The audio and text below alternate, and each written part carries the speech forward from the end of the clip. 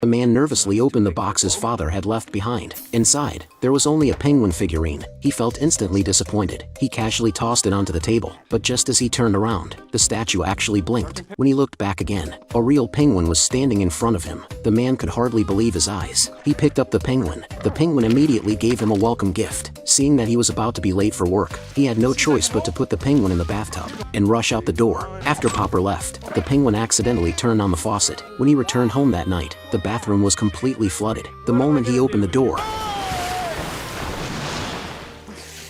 the penguin didn't forget to give him another gift.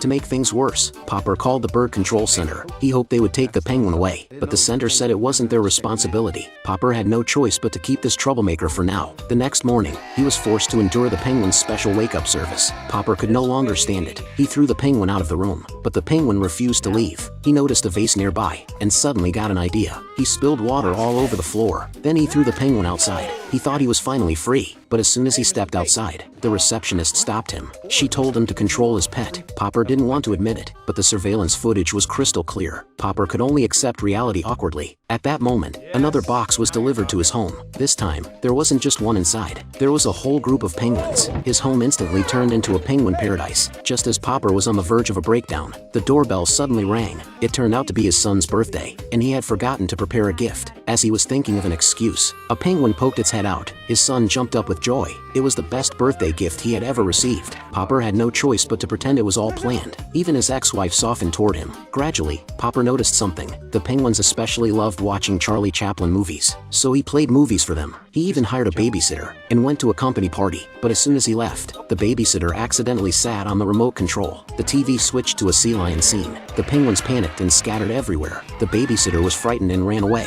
All the penguins escaped the house. They followed the scent on the ground. Eventually, they found Popper. The penguins knocked over an ice bucket. They slid through the crowd along the wet floor. Chaos followed wherever they went. They headed straight for Popper. Popper had no choice but to sneak away with the penguins. After returning home, Popper was furious, but the penguins seemed to realize their mistake. Their pitiful expressions were impossible to resist. Gradually, Popper grew closer to them. They became part of his life. He took them for walks every day. He even choreographed a cute dance with them. Popper even turned his home into a winter wonderland, and his relationship with his family grew closer because of the penguins.